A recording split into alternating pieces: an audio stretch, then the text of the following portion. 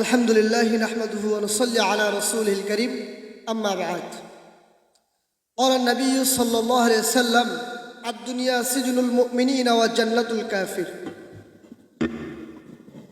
وقال تعالى يا أيها الذين آمنوا أطيعوا الله وأطيعوا الرسول وقال النبي صلى الله عليه وسلم إن العلماء ورثة الأنبياء صدق الله العلي العظيم وصدق رسوله النبي الكريم আলহামদুলিল্লাহ সকল প্রশংসা ওই মহান আল্লাহ তাবারক তাআলার যে আল্লাহ পাক রব্বুল আলামিন আজকের এই মাহফিলে আপনাকে আমাকে আসার মতো বসার মতো সুবর্ণ তৌফিক দান করেছেন ওই আল্লাহ পাক রব্বুল আলামিনের প্রতি সকলে শুকরিয়া আদায় করি বলে আলহামদুলিল্লাহ।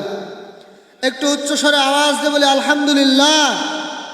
দেখেন আপনার মতো আমার মতো হাজারো লোক আছে এখনো মাহফিলের প্যান্ডেলে বসার মতো সুবর্ণ তৌফিক হয়নি, ঠিক কিনা?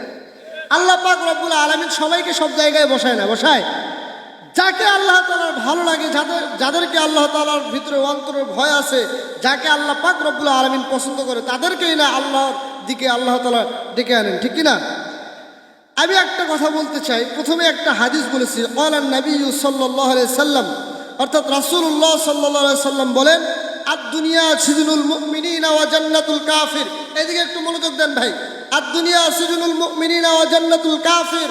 রাসূল সাল্লাল্লাহু আলাইহি সাল্লাম বলেন দুনিয়ার ভিতরে যারা মুমিন হবে তাদের জন্য দুনিয়াটা হবে কয়েদখানা, আর যারা বেঈমান কাফের মুশরিক হবে তাদের জন্য দুনিয়াটা হবে বালাখানা, ঠিক কিনা? এটা কি আমার কথা? বর্তমান সময়ের ভিতরে দেখেন রাসূলুল্লাহ সাল্লাল্লাহু আলাইহি সাল্লাম যখন বিদায় হজের সময় তিনি ভাষণ দিতেছিলেন, ওই মুহূর্তে কাফের বেঈমান মুশরিকদের জন্য ঘোষণা আসলেন যে ইয়া রাসূলুল্লাহ, আপনি যারা মক্কার ভিতরে কাফের আছে বেঈমান আছে তাদেরকে কি আপনি মাফ করে দিলেন? আল্লাহর নবী সাল্লাল্লাহু আলাইহি সাল্লাম রাহমাতুল লিল আলামিন নবী তো দয়া অনেক বেশি, যার কারণে তিনি মুখ দিয়ে বলে ফেললেন যে আমি সকলকে দিল থেকে মাফ করে দিলাম। কি করে দিলাম? মাফ করে দিলাম। কিন্তু আল্লাহ পাক রব্বুল আলামিন বললেন, হে পয়গম্বর, ও আমার হাবিব, আপনি চাইলেই সবাইকে মাফ করতে পারেন না, ঠিক কিনা? কথা কয় না, সবাইকে মাফ করতে পারবে? বলতে যে হে পয়গম্বর, আপনি চাইলেই মাফ করতে পারেন না। তদ্রূপ ভাবে এখান থেকে আমরা বলতে চাই, মুসলমান যারা আজকে দেশের ভিতরে ইসলামের বিরুদ্ধে, সারা জীবন উলামায়ে কেরামের বিরুদ্ধে, হক্কানি আলেমের বিরুদ্ধে কথা বলছে, তাদের বিরুদ্ধে গজল গাইলে তোমার অন্তরের ভিতরে যদি চুলকানি লাগে থাকে, মনে করবা তোমার ঈমানের খতরা রয়েছে, ঠিক কিনা? যদি ঈমানের খতরা না থাকে তাহলে তুমি গজল গাইতে নিষেধ করো, কেমন ঈমান তোমার মুসলমানের টের পায় গেছে, ঠিক কিনা? এখনো দলের দালালি ছেড়ে দেন। বাংলার জমিনের ভিতরে শেখ হাসিনার রাজত্ব আর বাংলার জমিনে চলতে পারে না, ঠিক কিনা? আপনারা চান মনে হয় আবার, হ্যাঁ? রাসূল সাল্লাল্লাহু আলাইহি সাল্লাম বলেন ইন্নাল উলামা ওয়ারাসাতুল আম্বিয়া। হযরত আলী রাদিয়াল্লাহু তাআলা আনহু হইতে বর্ণনা, আলী রাদিয়াল্লাহু তাআলা আনহু বলেন তোমরা যদি নবী না পাও, হক্কানি আলেমের সঙ্গে হাত মিলাও, মনে করবা নবীর সঙ্গে হাত মিলানো। বলেন সুবহানাল্লাহ। বলেন নবীকে যদি খাওয়াইতে না পারো, একজন হক্কানি আলেমকে খাওয়াও, মনে করো যে তুমি নবীকে খাওয়াইলা। সুবহানাল্লাহ বলবেন না? অথচ সেই হক্কানি আলেমের উপরে গোটা 15টি বছর এমন নির্যাতন চলেছে, যাদের ভিতরে কোনো প্রকার চুল পরিমাণ দোষ ছিল না, এরকম লোকদেরকেও গ্রেফতার করে আয়না ঘরের ভিতরে লুকায় রাখছো। তাদের বিরুদ্ধে কথা বললে যদি তোমার রক্তের ভিতরে লেগে থাকে, তোমার ভিতরে যদি লেগে থাকে, মনে করবো তুমি ইসলামের শত্রু, নবীর শত্রু, ঠিক কিনা? তাদের বিরুদ্ধে কথা বললে তোমার কেন চুলকানি হবে? আশ্চর্য হয়ে গেলাম আমি। এখানে রাজনীতির কোনো কথা বলতে আসি নাই, কথা বলতে আসছি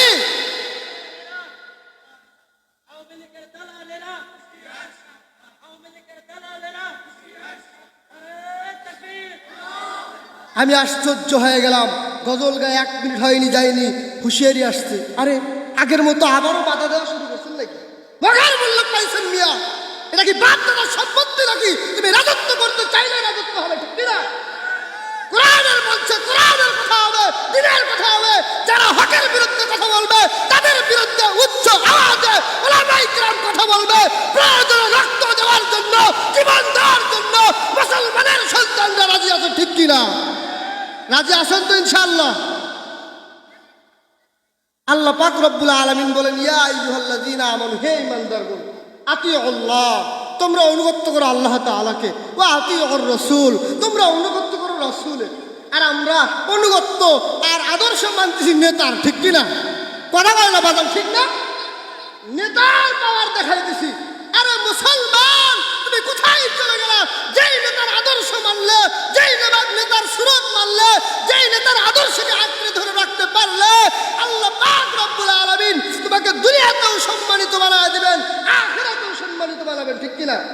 আমরা সেই নেতার আদর্শ না মানি না, দুনিয়ার নেতার আদর্শ মানার জন্য পারাবারি, কথা কয় না?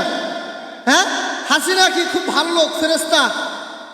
হ্যাঁ, তার পক্ষে কথা বললেই ফেরেশতা হয়ে যাবো নাকি? মারতে মারতে ওলামায়ে কিরামের কাউকে পুঙ্গু বানায় ফেলাইছে, কাউকে আয়না ঘরের ভিতরে 12 বছর 13 বছর বাইরের আলো দেখতে পারে না, এরকম পরিস্থিতিও গেছে না গেলে যাই নাই। অথচ তার বিরুদ্ধে কথা বললে তোমার চুলকাই কেন? মনে হবে তোমার কেন চুলকায়? তুমি কি সেই দলের পক্ষে? যদি পক্ষ হয়ে থাকো, কিছুক্ষণ আগে বললাম না, দিদি আমার মামা বাড়ি গেছে দিল্লিতে, বলছি কি বলছি না? মনে আছে? বুবু দিল্লি যেরকম মামার বাড়ি পালায় গেছে, তোমার যদি আফসোস লাগে, আমি এখান থেকে বলতে চাই, তুমি বাংলার জমিন থেকে তোমার দাদার দেশে চলে যাও, ঠিক কিনা? যদি থাকতে মনে না চাই চলে যাও, কিন্তু ইসলামের বিরুদ্ধে কথা বলতে আইলে সাবধানে কথা বলবা। আল্লাহ পাক রব্বুল আলামিন এই সংক্ষিপ্ত আলোচনা বোঝার তৌফিক দান করুন, সকলে বলি আমিন। ওয়া মা আলাইনা ইল্লাল বালাগ। আসসালামু আলাইকুম ওয়া রাহমাতুল্লাহি ওয়া বারাকাতুহু।